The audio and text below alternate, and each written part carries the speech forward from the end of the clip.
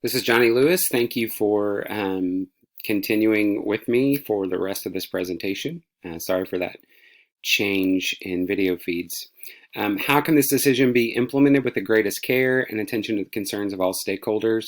This option involves and considers the most stakeholders, parents, students, teachers, experts from a variety of fields and community. Have I identified creative options involving all community members and solutions, combining different options, having a short and long-term response suggests creativity. So in the short term for implementation, I would work with the Hernandez family, their attorney, Ms. Guzman, Miguel's biology teacher, school social worker, and district or school specialists to put together a meeting within 24 to 48 hours. I would acknowledge the mistake of changing Miguel's schedule and work to get Miguel back into the biology class immediately, using this team to problem solve location and schedule concerns. I would advise the Hernandez family of the potential for a 504 plan and encourage them to allow evaluation and the creation of a team to support Miguel in that evaluation and potential implementation. I would also encourage a relationship between Miguel and our school social worker to provide emotional and practical support as he returns to school following this significant change in his mobility that's definitely going to affect many of his day-to-day activities and relationships. The justifications for this are that ADA compliance to ensure equity, inclusive, and the well-being of all students requires that schools who can't update their facilities must provide other means or location for access. You can't just exclude a kid from a class because of a change in the way that they access a building. Involving a variety of voices to problem solve rather than just accepting the minimum action is the most responsive advocacy for the educational success of Miguel.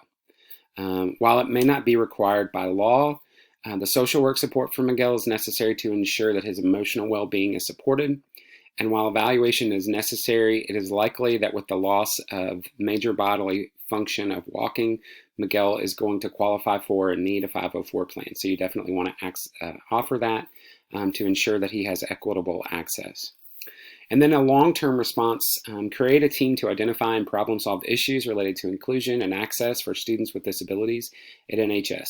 I would put together a team of district specialists who are related to access, to technology, classroom teachers, some parents and students, a representative from a community resource group related to ADA support and compliance, and an administrator to create a policy for ADA compliance for NHS. Miguel and his family would be the first people that I invited to be part of that if they had the bandwidth to do that, given all the changes happening in their life. This should include classroom arrangements, making sure that wheelchairs can fit into the aisles in a classroom and have a place in the classrooms, extracurricular events, technology, the school culture, and building access. The team should provide structure for maintaining this ongoing committee that's going to advocate for students with disabilities, that's going to ensure training for staff, and then ongoing auditing of the compliance plan in light of any changes that occur with building construction or classroom arrangement. The justifications for this are that ADA compliance involves facilities, technology, classroom arrangements, and more. It is not just about steps and ramps. And so this is the best, a system of ongoing audits and a team approach is the best way to ensure that you can advocate for equitable access to technology, educational resources, and educational support. And then including an administrator to kind of bring all these folks together. One of the things that I think is really key for my response in this situation is that I, rather than try to be the expert who solves all the problems, I bring together a lot of different voices, both for the Hernandez family and then for the school, to problem solve issues related to equitable access and inclusive school culture. I think that's a primary role of principals, and research shows that's a primary role of principals in special education. We may not always know all the answers, and I think it's wrong-headed of us to assume that we do, but instead to be a bridge between a variety of service providers, teachers, and students to ensure that students are given a free, appropriate public education. And it's entirely possible that these solutions may not work. There's the potential that the short-term response doesn't satisfy the Hernandez family, or that given the lack of preparedness by NHS that the district isn't equipped for problem solving. If this is so, then litigation will be likely, and I will have done as the principal everything that I can do to address the issue for Miguel.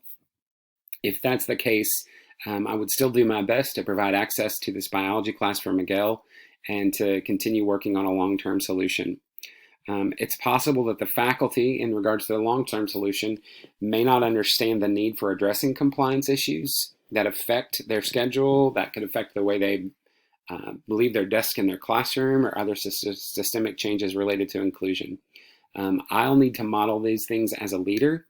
I need to repeatedly speak to this issue and patiently work toward change for legal compliance, even if the staff are resistant at first.